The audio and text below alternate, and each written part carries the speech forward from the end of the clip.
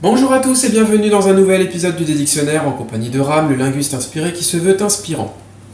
Nous sommes ce matin le lundi 7 octobre 2024. C'est le sinistre anniversaire des escalades du conflit israélo-palestinien. J'avais un peu anticipé, je me suis dit, je vous fais la guerre en une vidéo.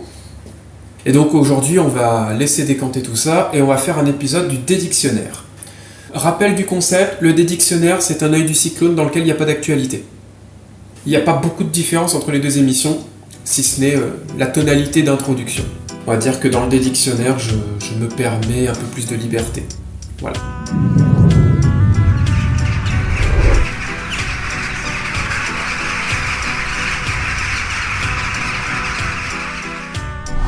Alors, lundi 7 octobre 2024, c'est le jour de cet enregistrement. Lundi, jour de la lune, pourquoi ? Parce que, on pourrait dire, ça veut dire lunedi, donc ça veut dire en latin dia, donc le jour. Oui, mais on s'en fout, le latin, on le met à la poubelle, sinon on comprend pas. Les Anglais, eux, par exemple, disent avec la même structure Monday, donc Monday. Parce que eux, ils disent la lune, moon. Bon, on met ça de côté. Ils disent day. Et day, c'est l'équivalent, chez nous, du verbe daigner. C'est le bon vouloir, d'une certaine manière. Et bien vouloir, c'est accorder, donner une permission, proposer le droit de. Le droit, c'est bien ce qu'on appelle la loi, et la loi a, en latin et en grec, l'origine de leg, ou leia, ou lech, qui veut dire, dire, justement. Donc, lundi, c'est la lunadie, ou le jour ou la lune patronne. Dire ou déire. Vous voyez, si je disais déire au lieu de dire, ça rapprocherait de l'anglais day. Comme le dit l'adage, chaque jour est un don de Dieu. Le jour est quelque chose qui nous est offert, nous est proposé. Et bien entendu, le dei par excellence, donc le Dieu, c'est le soleil. C'est la plus belle analogie de ce que peut être Dieu pour l'homme, c'est-à-dire lumière, chaleur et vie. Et donc son action est ce que l'on appelle le jour. Le jour, mais qui en fait est une altération de diurne, donc le fameux diurne qu'on utilise encore pour faire un petit peu savant, et qui s'oppose à nocturne du coup. Diurne est bien ce qui a été journée. Prononcé comme un bon français d'aujourd'hui, ça va pas le faire. Prononcez-le un petit peu plus comme en banlieue, journ, ok, avec, vous savez, la petite soufflante un peu arabique là, journ, et vous entendrez journ, comme les Anglais disent encore journey pour le voyage, journée. Donc chez nous, la journée, c'est hop, le soleil se lève et se couche, il journe, il fait son petit tour, et les Anglais, eux, c'est le trajet qu'il fait, qu'ils ont retenu quand ils disent journey pour voyage, en fait. Et nous, voyage, c'est, comme son nom l'indique, aller sur les voies. Et les voies, c'est ce que l'on voit. C'est tout droit, n'est-ce pas ? Alors que notre voyage, c'est aller sur la voie, et la voirie donne le verbe voyer, qu'on a altéré en voir. Le point commun entre les deux, c'est que si vous voyez quelque chose, c'est qu'il n'y a pas d'obstacle et que vous pouvez donc passer. C'est le principe d'une voie, ou une route, si vous préférez. C'est de pouvoir avancer, on n'arrive pas dans les fourrés, sinon c'est pas une route. Les fourrés sont ce qui vous retient, c'est pourquoi on dit fourrer une dinde, et ça donne le four ou l'étuve, ce qui vous retient, n'est-ce pas ? Et vous fait cuire. Donc, le lundi, ce qui nous est proposé, c'est la lune. Pourquoi ?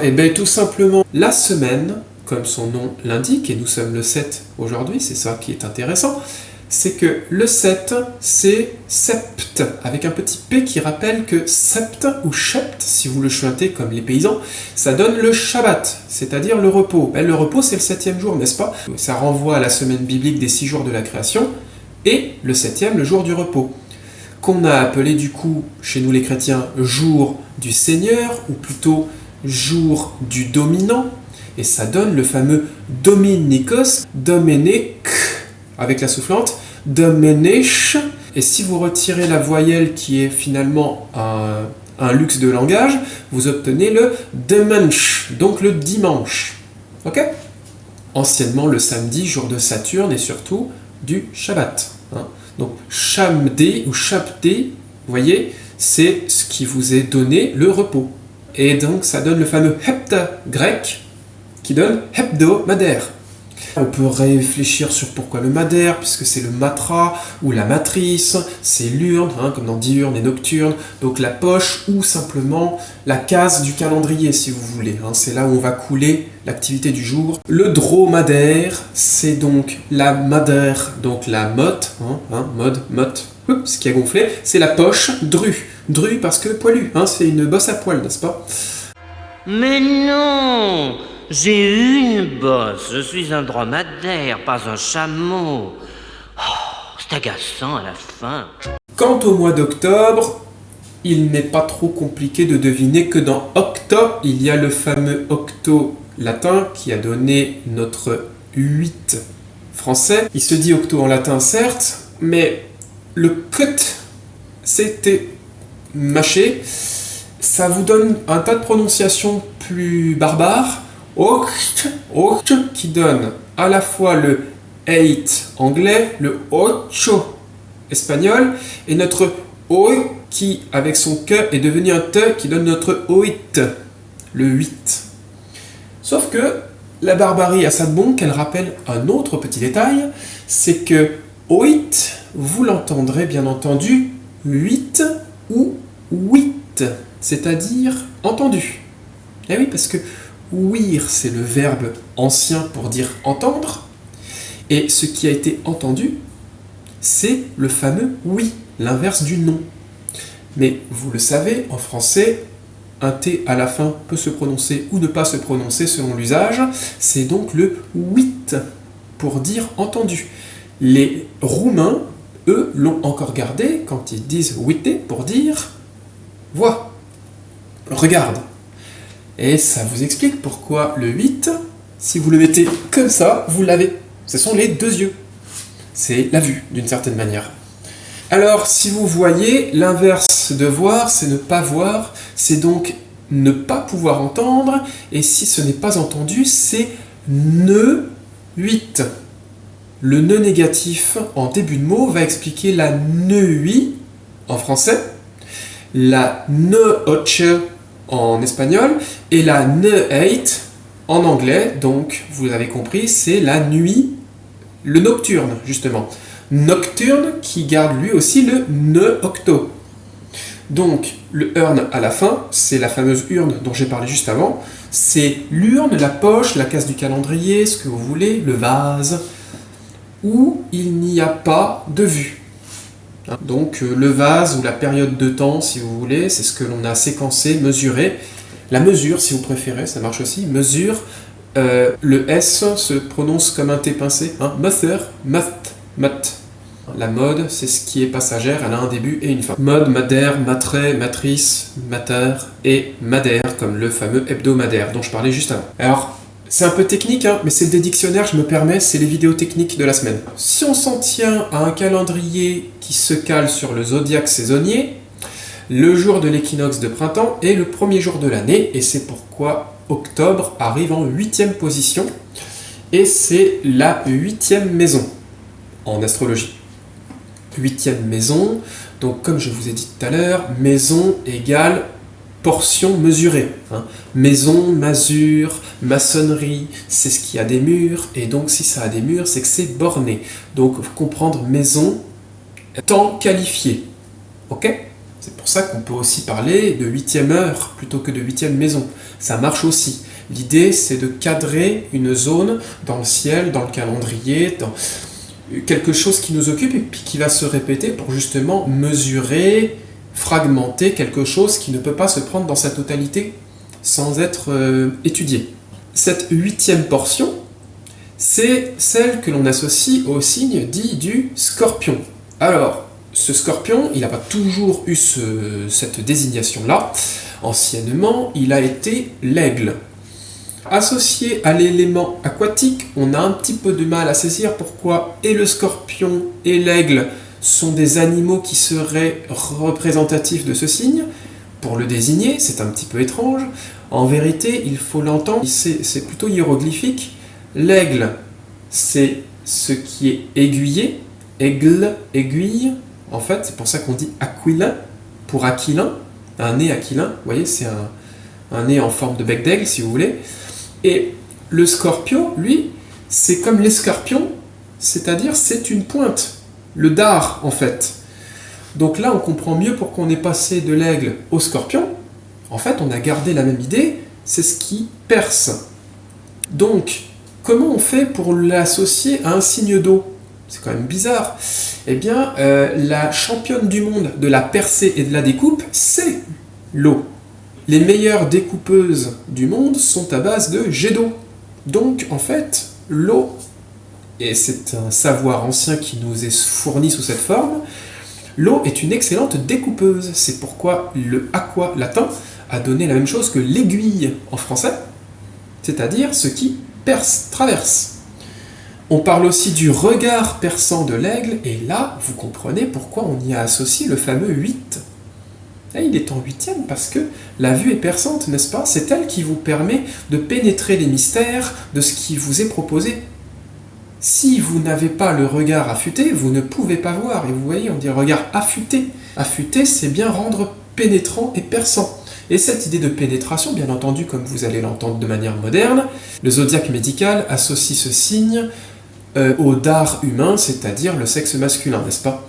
Alors, en 8e position, ça veut dire qu'il arrive après le 7. Donc en balance, du coup, là où l'on pose les choses, là où on les fait se reposer plus exactement, on était dans une situation où le soleil qui se couche à l'horizon amène l'équinoxe d'automne. Et ensuite, le soleil, bien entendu, se fond dans la terre et disparaît. Vous voyez, l'idée de pénétrer le mystère, c'est bien ça qu'il se passe. Le regard ou l'œil, le soleil, plonge dans la matière et s'y enfuit, d'une certaine manière. En s'y enfouissant, quand on dit s'enfouir, vous entendez fuir, parce qu'effectivement, fuir a la même racine que fondre. Et effectivement, le soleil se fond dans la terre à ce moment-là. Regardez bien avec cette lumière ici, vous voyez, fondre, c'est ce mouvement-là. Fondre, faire atteindre le fond, du coup, vous voyez, il y a un étalement, c'est bien le mouvement naturel de l'eau. C'est bien, philosophiquement, la mort. Hein, on dit repose en paix. Le soleil, astre vital de nos journées, se couche à l'horizon. Eh bien, on se retrouve avec l'enclenchement d'un processus de mort apparente, en tout cas, de toute la nature. C'est effectivement un moment où les choses rougissent et commencent à tomber. Alors, ce liquide, cette eau qui se verse, se déverse plus exactement, et s'étale, c'est que la forme a été perdue, puisque le tonneau qui la contenait, n'est-ce pas, la chose a cédé, et en s'ouvrant, elle a déversé le liquide.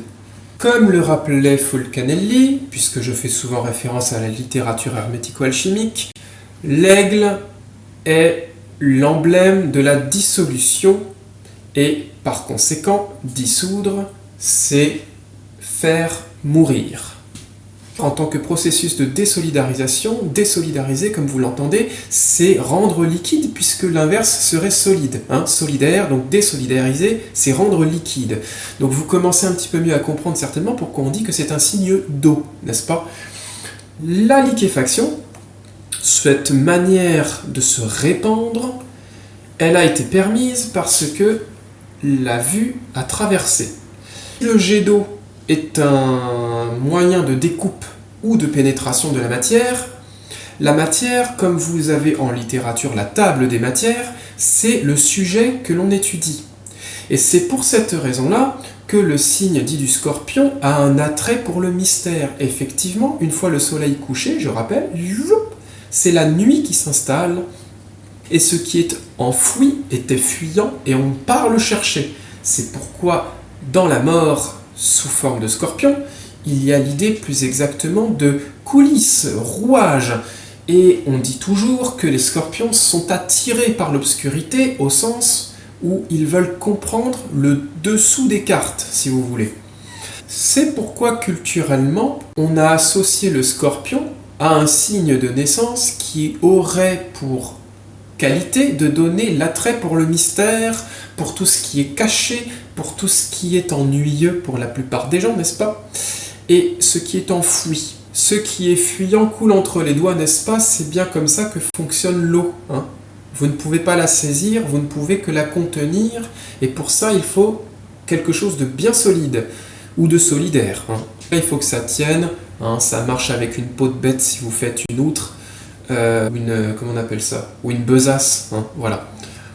Alors en ce qui concerne la fonction, vous savez, on dit on fera en fonction de un tel, on fera en fonction de la météo. C'est un peu étrange, on ne voit pas trop le rapport avec tout ce que je viens de dire, pourtant le mot vient de tout ce que je viens de dire. Alors comment c'est possible? Alors les dictionnaires vont vous expliquer que la fonction, elle dérive d'un latin qui signifie le fait de s'acquitter d'une tâche. Le fait d'être libre de nouveau, et donc par conséquent, libéré donnerait fonction au sens de fuyant. Puisque, comme je vous ai dit tout à l'heure, fondre, c'est fuir, s'enfouir, et donc par conséquent, on fuit. Bon, ok, fuir la charge, en être libéré, ça donnerait le mot fonction. On va pas trop se fier au mauvais dictionnaire latin, voilà ce que veut dire fonction. Alors, fonction, qui a donc les mêmes racines que fondre et fongible. Fongible, vous savez, c'est ce que l'on dit des biens en jargon juridique. Si vous voulez, vous avez une voiture immatriculée, elle n'est pas fongible parce que en fait son matricule est unique. Par contre, si vous avez 2 kg de patates, eh bien vous pouvez l'échanger contre 2 autres kilos de patates. Et pour une valeur équivalente, ça fonctionnera. Le kilo de patates n'est pas unique, il est dit fongible. Alors maintenant, quel est le rapport? Eh bien parce que fongible, si vous avez compris toutes les images que je vous ai données tout à l'heure, c'est qu'il peut être fondu, ou plus exactement, mis en balance. C'est ça à l'origine qui donne le mot fongible. Il peut être fondu, c'est-à-dire mis sur un fond, et la fondation, comme je vous l'ai dit, c'est le lieu où l'on repose. Donc là, je refais référence au signe d'avant, la balance, puisque c'est elle qui fait les pesées. Et tous les biens dits fongibles sont des biens qui se pèsent techniquement. Et c'est cette pesée-là qui va permettre de comprendre ce qu'est une fonction. Vous savez, on dit accéder aux hautes fonctions étatiques, avoir la fonction de professeur, avoir la fonction de policier, avoir la... En fait, la fonction, c'est, écoutez bien, la place que vous occupez dans la société. Or, occuper une place ou une position, vous voyez la pose, c'est ce qui donne le pied. La position sociale, c'est bien le lieu où vous êtes posé ou reposé. Et le repos, comme je vous ai dit, sept, Shabbat, c'est bien le thème de la balance en 7e signe. La position sociale, la situation sociale, en fait, c'est la fonction que vous occupez, parce que si la fonction désigne le fond, en l'occurrence, c'est votre fondation, votre postérieur, votre cul, basiquement. Je rappelle, Montaigne disait « Même sur le plus haut des trônes, on n'est jamais assis que sur son cul ». La fonction mathématique désigne exactement la même chose. Alors, pour vous réconcilier avec les mathématiques du collège, la fonction, basiquement, c'est « Je prends une balle, je la lance et elle fait ça. » Poup. Cette courbe qui a été dessinée, elle peut être quadrillée, vous voyez, avec une ligne horizontale et une ligne verticale, et elle va dessiner ce que l'on appelle une fonction. Une fonction, comme je vous l'ai dit, c'est la position occupée. Par quoi? Mais par le point que l'on évalue. Donc le point, il y en a un ici, un là, un là, un là, un là, un là, un là, etc. Et en fait, chaque point, pour une distance ici, il occupe une position, donc une fonction, ici. La fonction, contrairement à ce qu'on imagine, ça ne concerne pas du tout ça, ça concerne que cet axe. C'est que la verticale qui est concernée dans une fonction. C'est-à-dire, en fait, la hauteur. Oui, c'est pour ça qu'on dit les hautes fonctions étatiques, parce qu'il y a les basses et les hautes fonctions, manifestement. La hauteur, c'est bien ça. Donc ce que vous occupez, c'est votre fonction, n'est-ce pas? À partir de cette image de la courbe sur un repère orthonormé, la fonction va désigner, de manière générale, tout ce qui permet d'atteindre un résultat par rapport à une entrée. En informatique, j'invoque la fonction message, et je donne le premier paramètre, je mets le courrier, je donne le deuxième paramètre, je dis le destinataire. Chaque fois que je vais invoquer cette fonction avec ces deux paramètres, j'aurai toujours le même résultat. C'est-à-dire envoyer le courrier que j'ai filé à la personne à qui je l'ai envoyé. Et bien vous voyez, pour une entrée ici, j'aurai toujours le même résultat ici. C'est ça une fonction. Alors, c'était peut-être un peu ésotérique, je ne sais pas si vous avez tous compris, mais si certains parmi vous n'étaient pas trop matheux de base et se sont retrouvés grâce à cet exposé linguistique en capacité de s'intéresser de nouveau aux fonctions, j'aurais fait mon taf aujourd'hui. N'hésitez pas à me le dire en commentaire si c'était le cas. Si c'était pas le cas, tant pis, j'aurais fait un coup d'épée dans l'eau. Donc, la fonction, c'est là où vous posez votre cul. Donc, fund en roumain, found en anglais, pour dire les fonds, hein, et qui donne les fondements. Le Fonds monétaire international, par exemple. Hein, fonds. Là où les choses sont mises à reposer. C'est la réserve, etc., etc. Donc, avec tout ce que j'ai exposé, l'idée de pénétration, de dissolution, de mort, c'est pourquoi on se retrouve avec le binôme Mars et Saturne dans ce signe. Mars en maîtrise, Saturne dit en exaltation, la découpe, le glaive, la percée martienne, et au service de Saturne qui est exalté, c'est-à-dire du temps long, de la restriction, de l'obscurité, c'est-à-dire bien entendu de la mort. Hein. Donc faire mourir, c'est le signe du Scorpion ou la 8e heure, la 8e maison. Voilà tous les thèmes que l'on retrouve dans cette période. Alors vous allez me dire, oui mais là on est en octobre, on est encore dans le mois de la balance, ça fonctionne pas ton truc. Si, parce qu'en fait, la balance démarre en septembre, le 24, ouais je crois que c'est le 24, donc septembre est le 7e. Septembre. Le Scorpion démarre en octobre, donc octobre est le 8e mois. Voilà, c'est tout. Et on a un calendrier qui est décalé par rapport au zodiaque, c'est pas grave, hein, c'est comme ça, faut connaître la petite gymnastique mentale pour s'en rappeler. Je vous ai dit que le Scorpion, Scorpio en latin, c'est l'escarpion, mais c'est également ça qui a donné le sharp. Ce qui est sharp en anglais, c'est ce qui est tranchant.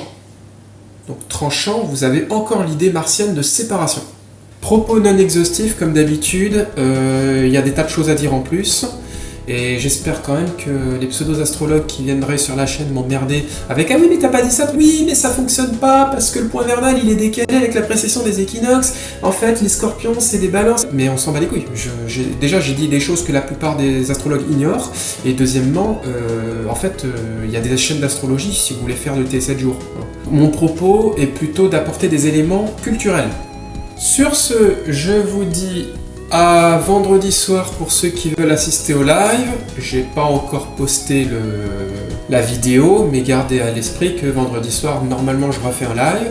Il y en a eu un vendredi dernier. La rediffusion est disponible pour les abonnés sur la page Buy Me a Coffee, dont le lien est en description.